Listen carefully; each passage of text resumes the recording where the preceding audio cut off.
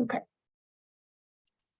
So thank you all for being here today. As I mentioned, we're here to walk through the college integrated planning system and the changes that have been made to it to help facilitate program review at the college. We'll go through a demo of that system, and Brandon and I will also talk about how we are here as faculty researchers to help support everyone as they move through program review. CIPS, the College Integrated Planning System, is a system on campus that's used for a lot of different planning needs. Unit review, resource allocation, there's a lot of things that happen within CIPS. Today, we're here to focus on program review.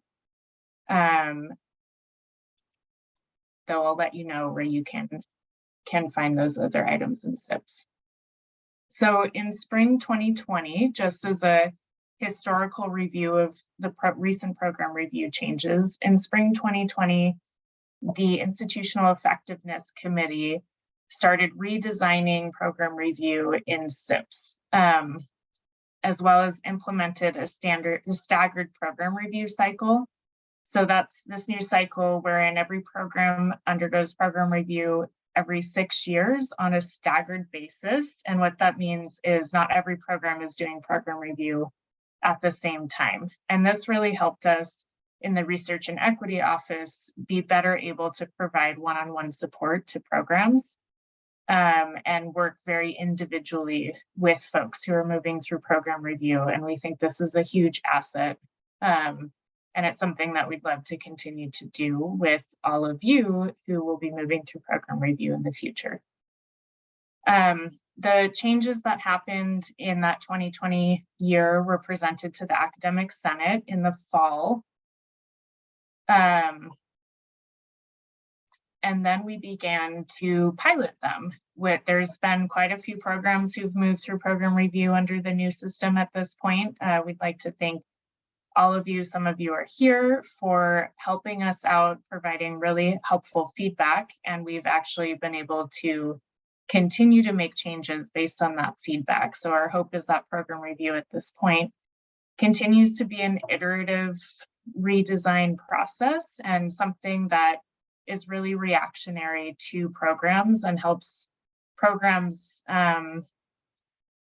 plan, but in a way that's actually useful to those programs. So if you are moving through program review, we will constantly remind you that your feedback is really valued and necessary to making this a process that works for everyone. For those of you in SBS, we will be working with you in fall 2022 or spring 2023, and I'll let you know where you can find that out in just a bit. So as I mentioned, we've been improving program review on an iterative basis, mostly just to serve everyone. So we will continue to do so. One of our main focuses right now is improving the communication of deadlines. So if you are in SBS, you will be hearing from us quite frequently this year so that all deadlines are very, very clear, and that is on us as an office.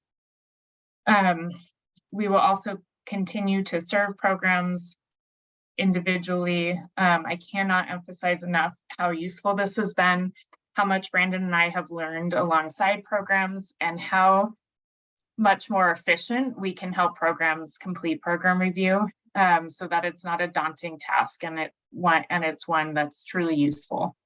A major thing that we provide is assistance with interpreting program data. That's one of our main assets being in the Research and Equity Office, and this in particular can be a daunting task and one that we love to help programs with. So with that short introduction, what I really want to focus on today is a demo of the system. Some of you have seen this, some of you have not. I don't think I said this at the beginning. Please raise your hand, unmute yourself, interrupt me at any point with questions. This presentation is really meant to serve you, help answer questions about this. So please put questions in the chat or simply interrupt me if there's something you want to see again or you want further explained. So I just clicked on the link to SIPs.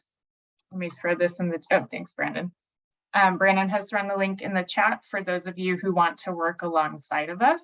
And again, if you are working alongside of us, please feel free to reach out if you have any issues doing so. So the first thing that SIPs will do, it will ask you to log in with your WID. This is the same login that you use across many of our systems. And I'm on the home page currently, and the home page directs you to a variety of planning items, course and program assessment, program review, resource requests. A lot of you will be familiar with resource requests from this past March, unit planning, and you don't have to worry about SIPs admin, that is for me. And down here, we've got, little descriptions of what each of these items is. And the most important part of this page are deadlines. So on the home page in SIPs, at any point, you can access the deadlines for the term. Right now, we're in fall 2022. So our deadlines are November 18th for those of you who are editors. That's when we would love for all editing to be done so that managers have time to give thorough reviews of program review. And for those of you who are managers, that deadline is December 2nd. And not to worry, we will continue to, provide updates and work with those of you who are moving through program review this term to set you up for success in meeting those deadlines. So I'm going to go ahead and take a look at program review. Once you enter this tab, it's ordered chronologically. We might see some of these earlier ones archived soon. So these may move from the top of the page so that you don't have to scroll. Right now we're in fall 2022. So if you are in any of these programs listed here, you're up for program review, and not to worry if this is surprising to you, we will have further communications coming out, so please don't panic. We'll be working with each of you individually to get these program reviews done. Social and behavioral sciences is so large that this year we are working with everyone in social and behavioral sciences. Normally CACs will move through program review together in one term, but we're splitting SBS into 2 terms this year. So some of you will be doing program review in the spring. That being said, if fall works better for you, I would love to work with you in the fall. Even though this is a 6-year cycle, you can do program review at any point in that time. And for those of you who have moved through program review already, you've probably heard from me or Brandon that you can continue to go into your program review and access it and edit it at any point during that 6-year cycle. It's only at the end of that 6-year cycle that you need to be submitting, your final version for your manager to review. But something that makes program review, I think, a bit easier under the staggered cycle is that you can be continuously adding information to it so that when you come up upon your term, you're not doing everything at once. So I'm going to go down to our little test account to show you what program review looks like. So I'm in a sandbox now. This does not belong to any particular program. So when I click on my program, and for those of you following along, if you're finding you do not have access to your program, feel free to email myself or Brandon, or just write it in the chat and we can make sure that you get access. If your program is not up for program review right now, that's completely normal, because we tend to assign access the term of, but we can certainly make sure that you get access whenever you're wanting to work on it. So I am in my sandbox program. The first thing that I see is a status page, and this is letting me know what sections of my program review are in progress and what sections are complete. And here I'm seeing that my manager has reviewed some of my pages, that's only because this is a sandbox and we play in this a lot. Normally a manager would review your program review only once all of your pages are complete. So this is just because the research office is always in here playing with things. So for many of you, all of these boxes would be red in progress boxes at this point. You can access each of these sections over here on the left, and you can access the status page at any point by clicking program review completion status, and it brings me to this home page for my program. So I'm going to just go ahead and walk through each of these sections. If you are not a manager who will be reviewing program reviews, you will not be seeing these manager review boxes. This is for those of you who are managers reviewing program reviews. This is where you come in, you review the items in the section, you add your comments, you hit that you reviewed it, and you mark it as saved. But for those of you who are not managers, that does not apply to you. You will be able to see your manager's comments and work with your manager to revise any items that they have questions about. So our first section, and this is one of the major changes implemented 2 years ago, we broke program review out into 6 fairly simplified sections. So you work somewhat chronologically through these sections, not chronologically, you work through these sections one at a time, and it kind of moves from simple to more advanced in terms of the content. So this first page is a description and purpose of your program. It will first ask you if your program is a CTE program. If you mark this as yes, you'll get a few questions about your advisory board. But everyone will be asked which members of their program are participating in the cycles review and their roles. And this is to help serve the next program review that is being done 6 years from now, so that anyone who's participating in program review can come in here, kind of see the context of who filled this out last. If that's someone they want to reach out to, they can. It might help them understand some of the context that's written as well, depending on those folks' roles. We have some programs who work together with 9 people for program review. We have some programs for whom it's just 1 person. So this one really varies from program to program. For this section, you don't need to be writing paragraphs, just some rich content editor in here. You can add bullets, you can add numbers. This does not need to be MLA format, essay style. This can just any context that will help you and your colleague fill this out. Describe your program, outline the basic programmatic staffing and resources. So this is like number of full-time faculty, number of adjunct faculty. For my student services folks, this would be number of folks working in that area, maybe front-facing, student-facing versus not, just any kind of staffing and resources that support the program at this time. And then finally, describe how your program supports the college mission, vision, and values. This is a question that often can be confusing to folks. You can go ahead and pull up that mission, vision, and values and write a few sentences about how your program aligns with it. Don't worry about writing 2 paragraphs again. This is short and concise and what speaks to you. Program review is for you and your program. So this is something that is meant to serve you as you plan for the next 6 years. And after we've done all that, let me demonstrate.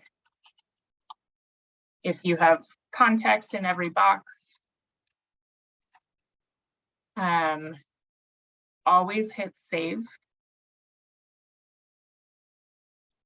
In former program reviews, you did not have to hit save, it auto-saved. Because of the amount of bandwidth that CIPS is pulling, we do now need to save whenever we make changes. don't panic too much. I'm the only one who seems to forget to hit save. So let me know if this happens to you, and I'll have competition on that. But always hit save. And once you have all of these boxes filled out, it will become possible for you to hit complete up here. And you can know that your content was saved. It will let me know up here at the top that what I just did was saved. So that's kind of some reassurance that the save button worked.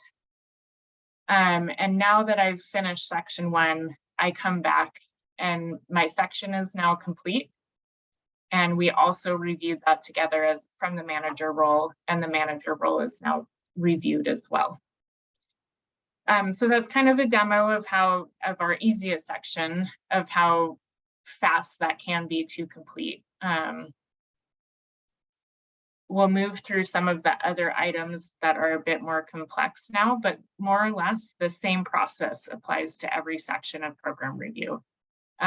So if you respond to all of the questions, you'll be able to hit complete up here. Otherwise, it will be kind of stuck on in progress.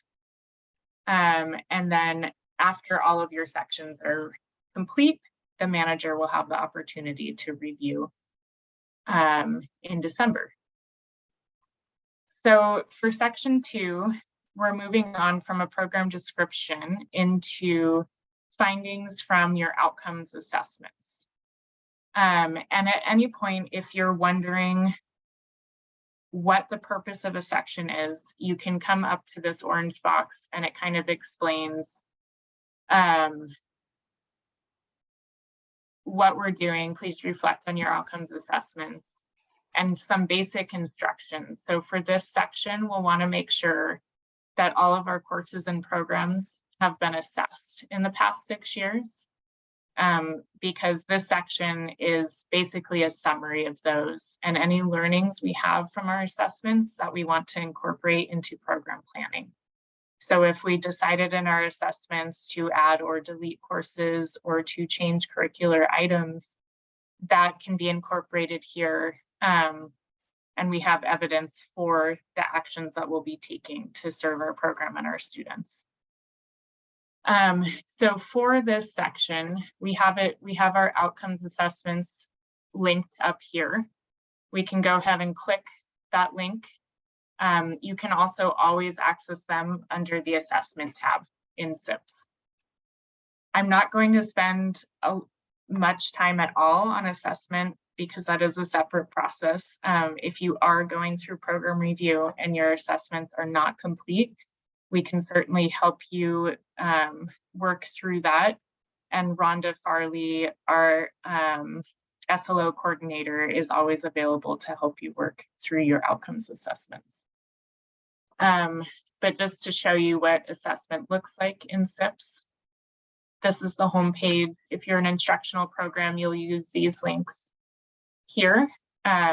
We've got our course level assessments, our program level assessments, and a link for aligning our course and program assessments. And I'll just click on this to give you a quick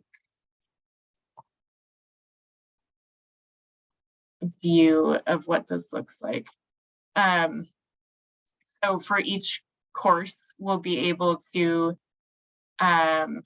link each course, a course outcome, to the program outcome. So here for this particular program, I'm in PSLO number 1, and I'm able to go through here and click the SLOs that align to that.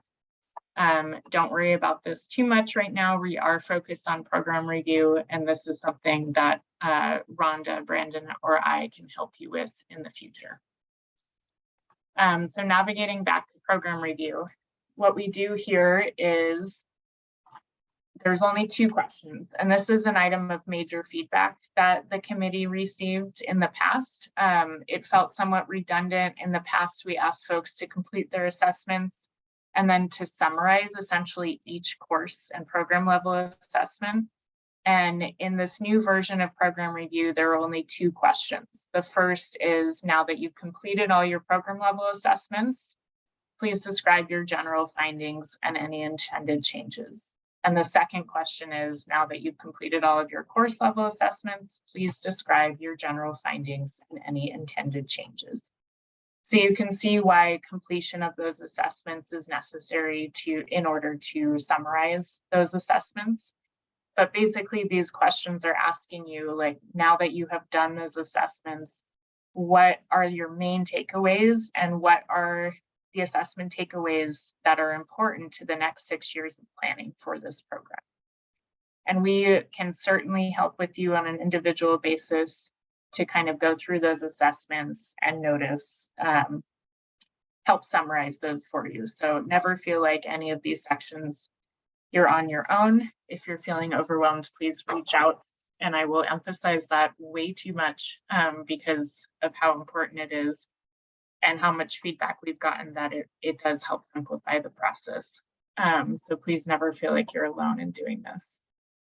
So this is somewhere where I might write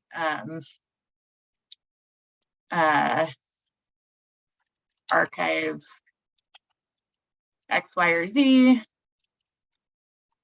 and whatever my findings are here, I would save that, one content item saved, and I'd mark that complete. And our manager has already reviewed this and does not like what I wrote. And if we go ahead and go back to the main screen, we can now see that our summary of findings from outcome assessments is complete, and that was already reviewed by our manager. Again, for many of you, the whole right column will be pink, and that's very normal. We ask managers to review program review after all sections are complete.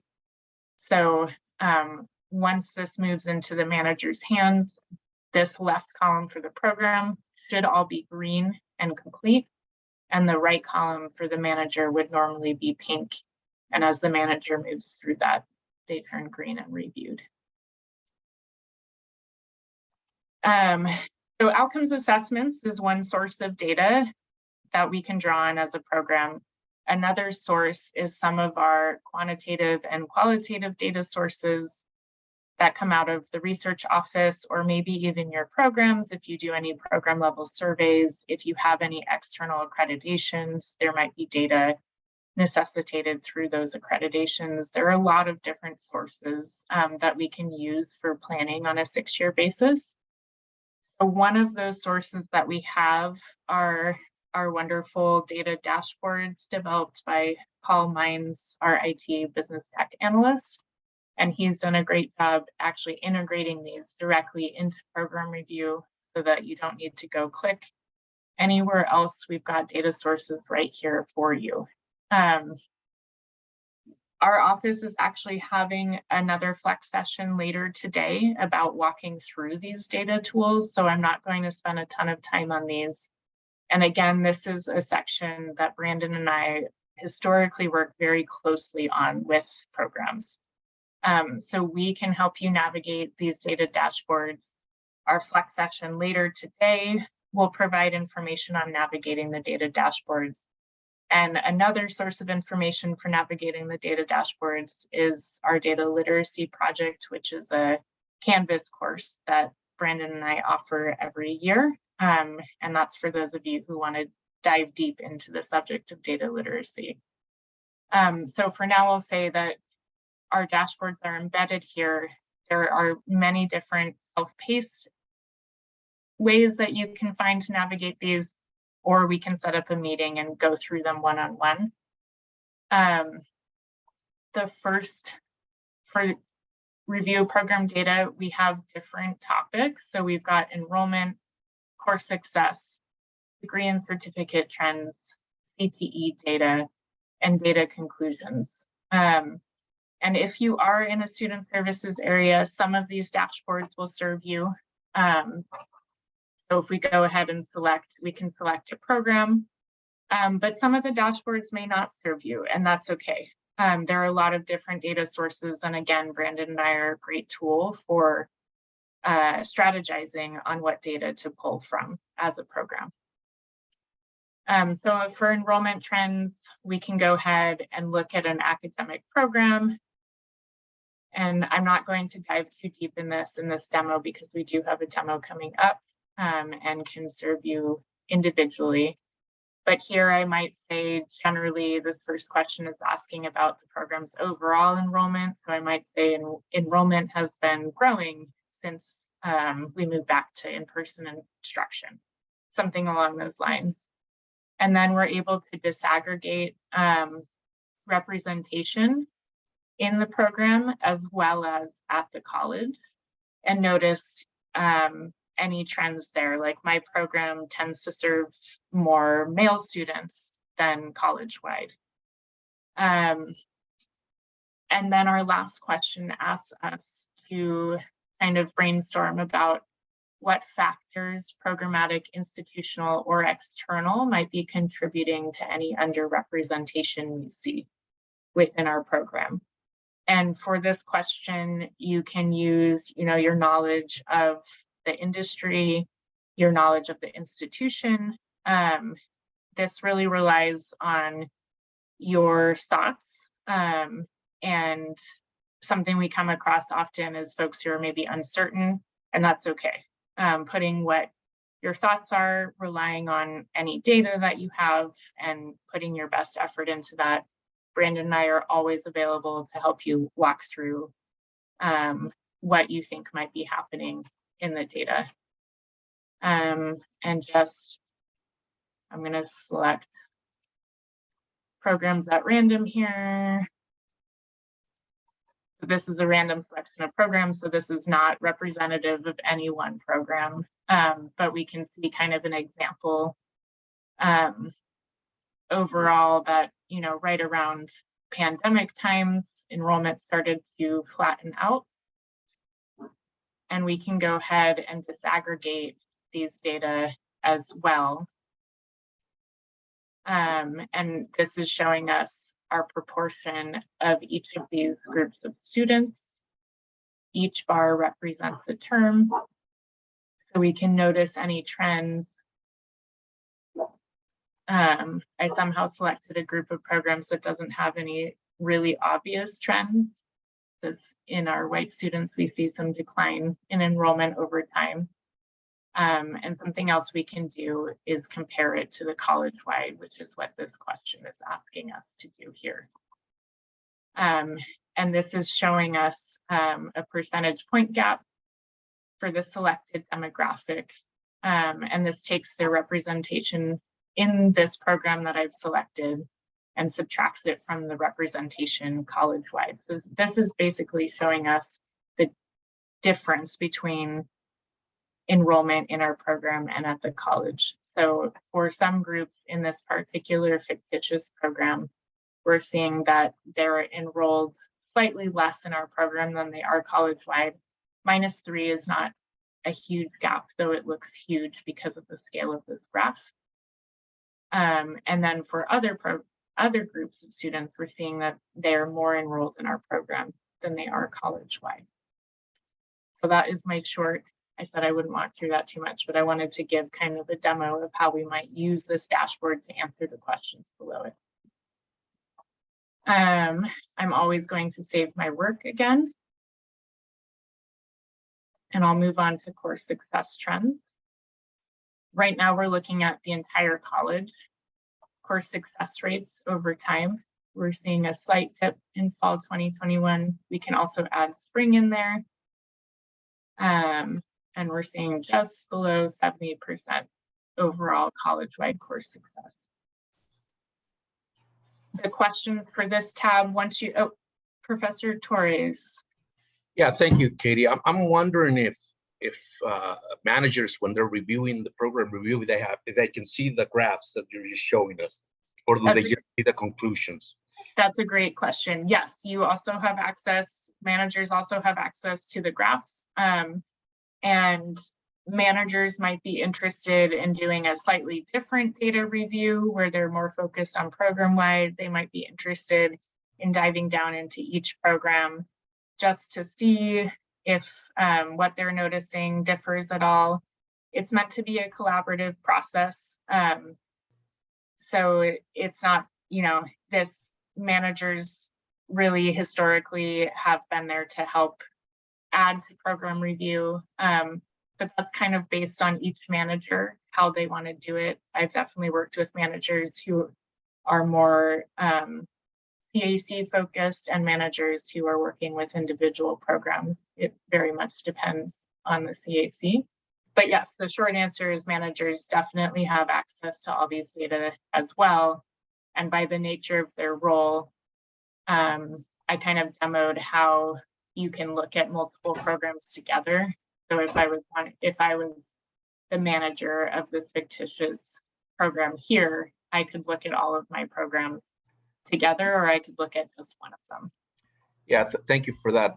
I think it's really important, for managers to look at some of those graphs. We just went through program review a couple of years ago, and sometimes there are things that you don't really see when you're, face to face or on ground with the students. Then you see the data, and it just comes out just so. So thank you for that answer. Of course, yeah, and that's a great point. Managers tend to have a more holistic, overarching view of programs and might be actually seeing these data on a more frequent basis. So managers are also a resource for you as you move through program review. I say that Brandon and I are a resource because I represent myself in our office, but your manager is also a resource for you moving through program review. And managers are also familiar with these dashboards and have access to them. And so the course success dashboard is very, very similar. You have the same options to see fall or spring. You have the same options to disaggregate. And you can also evaluate equity based on those disaggregations. The one difference is that for course success, we're not comparing to the college-wide. We're focused on our disaggregation. So we're comparing to all students in the program that we have selected as opposed to college-wide. So we're looking for difference in course success based on student demographics.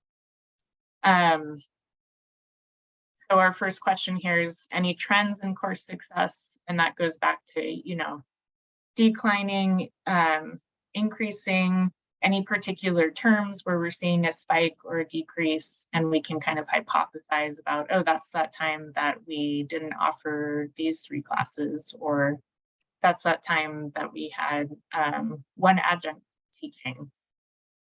We have a question here, thinking about how the program will help the college reach its long-term goal of increasing course success rates. And this one is very personal to each program. Again, we can help you strategize there. If your program offers online instruction, does the overall course success rate differ for online courses?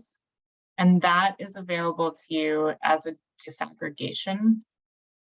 And this will be very kind of program dependent. Some programs only offered online courses during the pandemic. This is something that Brandon and I can work with you individually on because it is so nuanced across the programs. And then getting into our disaggregations, are there any student groups that experience below average success rates? And what factors do you think might be contributing to disproportionate impact in course success? And these are, again, it relies somewhat on your insight, being the experts in your program, and we are always there to kind of help walk through, pull any other data sources.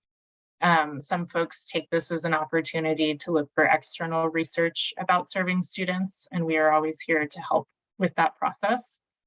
And as you go through program review, one of the benefits of working closely with our office is we can always, seek out external or internal data. So if you have further questions, we can work with you to help seek out data for those questions. After course success, we've got this kind of moves in order of how a student experiences college. First, we've got enrollment, course success. We're moving on to completion. This is a really cool new feature, new as of this term, that Paul developed. We now have a dashboard for our degrees and certificates. So this orange line are our associate's degrees. This blue line is our degrees for transfer, and the yellow line are our certificates. And you can look down at your specific area. In the past,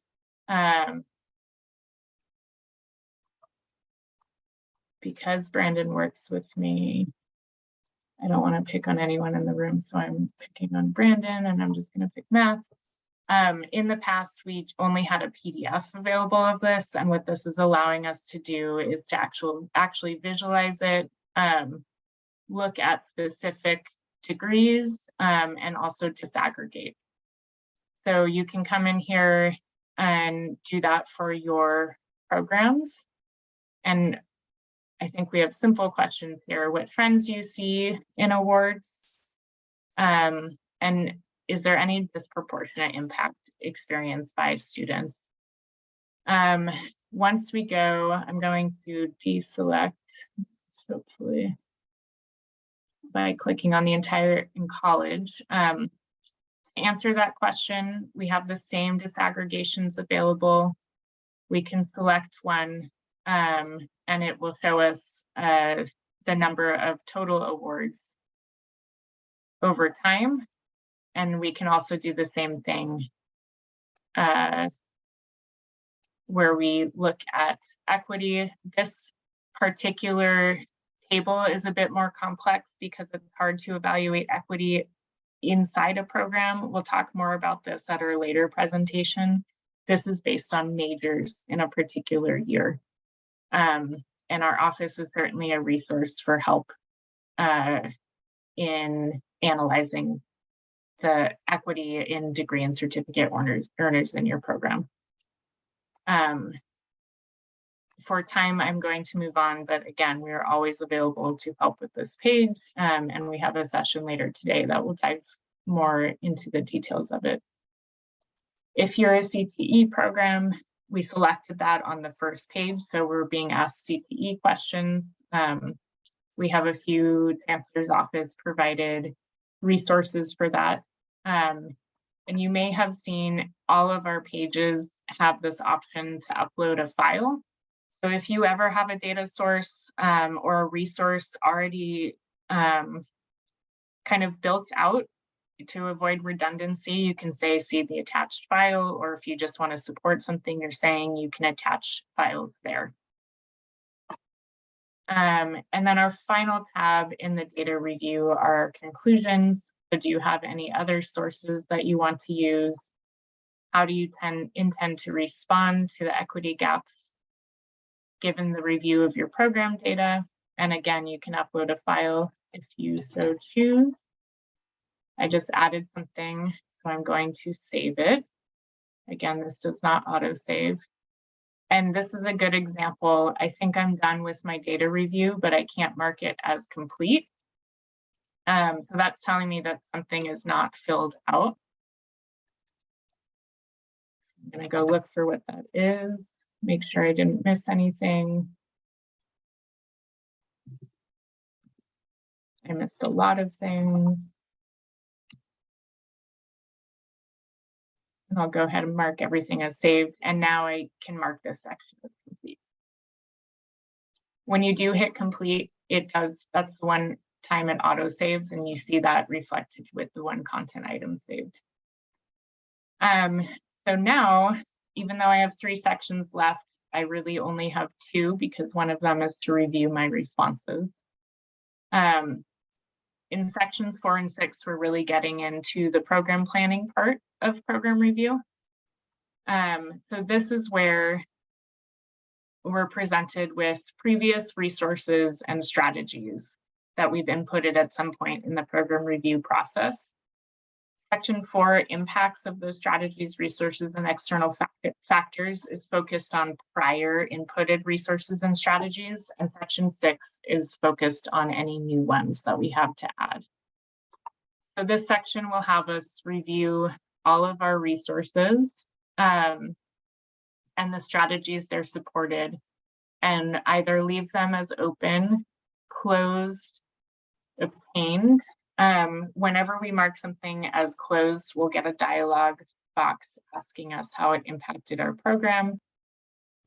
And we'll be asked to respond. Close no longer needed is something that's sometimes used when we're kind of like redoing program review or it's being done by a new person. There's a variety of reasons for using this, but it will ask us to describe why the resource is no longer needed. We might say this is being rolled. It's being rolled into another resource. We've discontinued, we received something else that we no longer need this particular resource. And then deletion is sometimes used when we're just doing a full cleanup. We might come in here and say, I'm doing program review for the first time. I don't actually know what any of this is, and I kind of want to just reorganize program review. And no, you don't need to worry about fully deleting anything because there is an archive of all of these items from the past. And in our office, we are able to access the archive and move things around. So again, we are a resource if you do something and want help kind of rearranging things, please always reach out. So this will have us review all of these resources. We can always choose to leave them all open if they are still open. That is always a choice. And it will have us do the same thing with strategies. So our resources are resources, whether utilizing financial resources or not, that support our strategies. When moving through this process, it's important to think of resources as being nested under strategies. And that kind of helps us with the planning process. We can think of strategies as overall things like this one, close equity gaps for first generation students. And we might have a few resources under that, including physical resources, personnel. You can have a variety of resources under this particular strategy. We have the same options for our strategies, not completed, completed, no longer strategy, and delete, incorrectly specified. And that again exists because we do have some cleanup going on in the 6-year cycle. So that's an option if we're just cleaning up program review. Once we've reviewed our previous resources and strategies, we're asked a few questions about any barriers you encountered for the strategies that you marked not complete. So the strategies we're leaving as strategies. We have this great question: aside from the completed strategies, are there any other accomplishments your program achieved? And we have quite a few recent accomplishments at the college. And that's just an opportunity for you to really, honor and celebrate those accomplishments. And this final question reflects on the interconnectedness of your program. Do you feel your program works in isolation in any way, and any strategies in order to increase interactions with other areas on campus? This is a question we get a lot of questions about. So again, we are always willing to work with you via email or via Zoom to help answer these questions. If I'm a CTE program, I have additional questions related to my advisory board recommendations.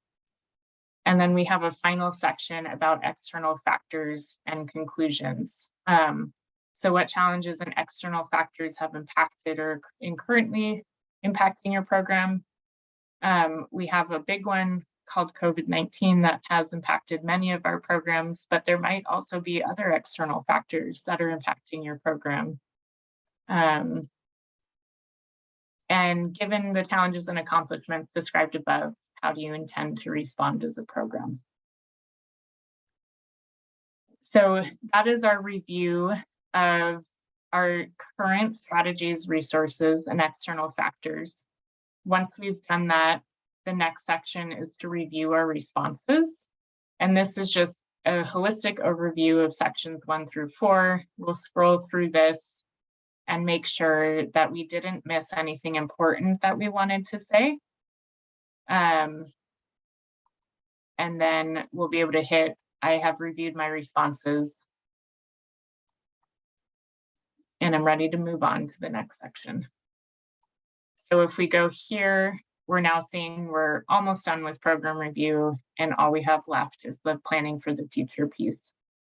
Arguably the reason we're all here to do program review. So this section is meant to add any strategies or resources and kind of take all of these findings from data to outcomes assessments and link them to our planning process. So it's asking you to, based on all of the information you reviewed, what resources and strategies might you want to add and focus on for the next 6 years or beyond that if needed. So what we're seeing here are those strategies and resources that we already had developed as a program. These were the ones that we reviewed in the last section. And we have a few options for how to proceed here. So again, I mentioned that strategies are kind of the overarching plan and resources support those strategies. So one thing that we can do is add a resource to an existing strategy by hitting the add the resource title.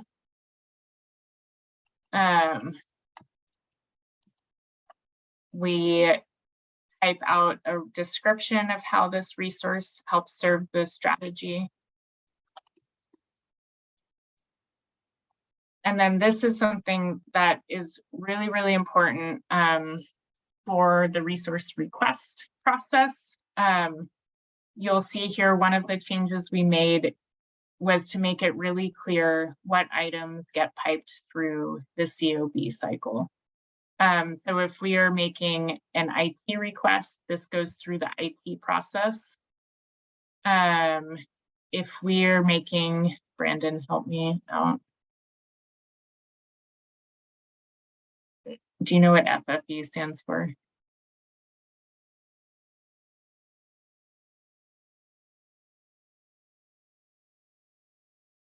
Apologies. If you are all working with us individually, we will definitely make sure to have that information for you. But these two, sorry, go ahead. Is that like some kind of facilities? That might be the facilities process. That's furniture, fixtures, and equipment. Oh, Thank you, Bonnie. thanks, Bonnie. So these two items get piped through those COB cycles. Classified and faculty resources, those get piped through those, those individual, those have their own separate processes for hiring. So know that if you're going through COB, it's really important that these two items are the ones that go through that COB cycle. Everything else kind of has its own process. So if I'm adopting a cat, I don't really know, that's probably a supply that will not go through COB, and we can't expect it to show up in our COB form. A question about how that resource helps me achieve the strategy. And then if this was something that we wanted to go through COB, we'll call it an IT equipment. This is something we need to be aware of. For the current site COB cycle, items A and B are the only ones that will get piped through the cycle. So if it's it could be that it's not something that needs funds or not even something that's selected for COB. So if it was the supply, I might say that it's needed in 5+ years. That's fine. But this is meant to help us prioritize what are those items that we really, really are wanting in the next 1 to 2 years. Those are the ones that will move through COB.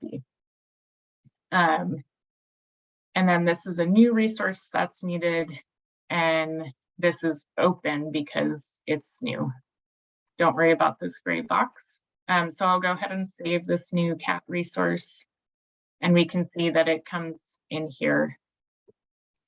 So that is one way to move through this process. You might say, I actually really like my strategies, and I'm just going to revise the resources that live under them. You can add a new one, and you can also edit an existing resource So you can come in here, and if this was marked as 5 years, we're now 6 years past that, so it might now be essential. You can edit all of those resources, you can add new ones, and then something else you can do is edit the strategy itself. So you can change the priority level, you can change or add strategic goals if relevant. And you could do this in the previous page as well, but you can change the completion status.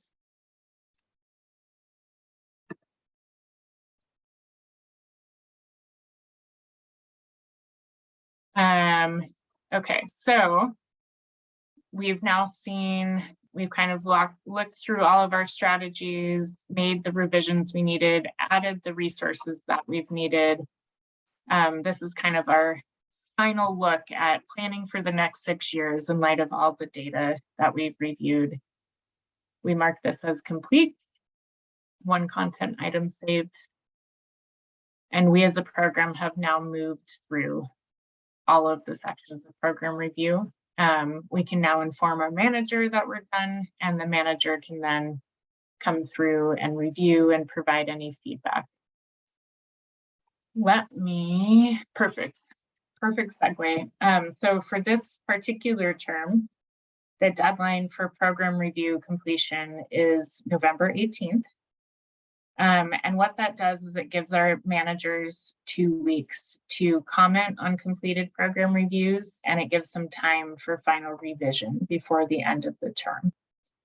And this is something that programs and their managers can be working closely on, though we'll always be reminding both programs and managers of those deadlines.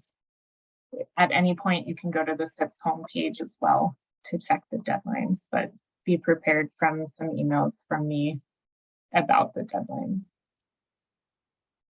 And just a final kind of note, we are continuously revising CIPS. So in spring 2021, we were working on unit planning with the related parties.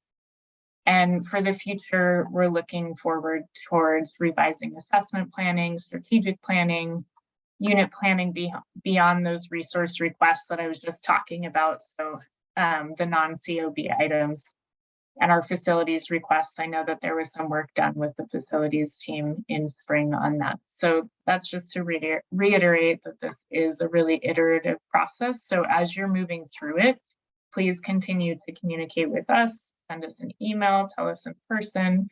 If you're finding something that could be improved for the user, it is really feedback that we want.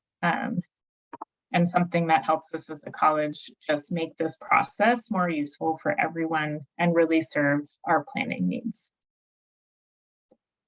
And I think we're at time. We might have a little bit of time left. If there are any questions, Brandon and I are happy to answer them and use that time for that. If you do need to run somewhere, let me throw my email into the chat, and Brandon, go ahead and throw yours as well. We are always available if you're leaving this presentation more confused than you were. We are always happy to meet with you. Again, I feel like I'm a broken record, but it is something that we love to do and something that we truly find helps simplify the process. It does not need to be a daunting process. This is something that we can work with you on in just a few hours. So more simple, more truncated than you might think.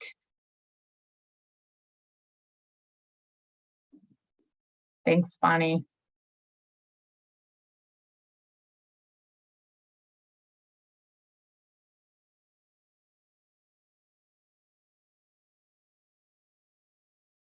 Oh, great. Thank you, Sabrina.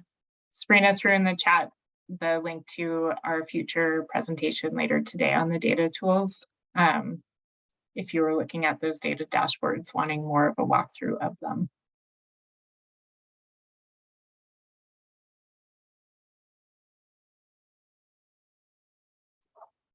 I think it's time to end the recording.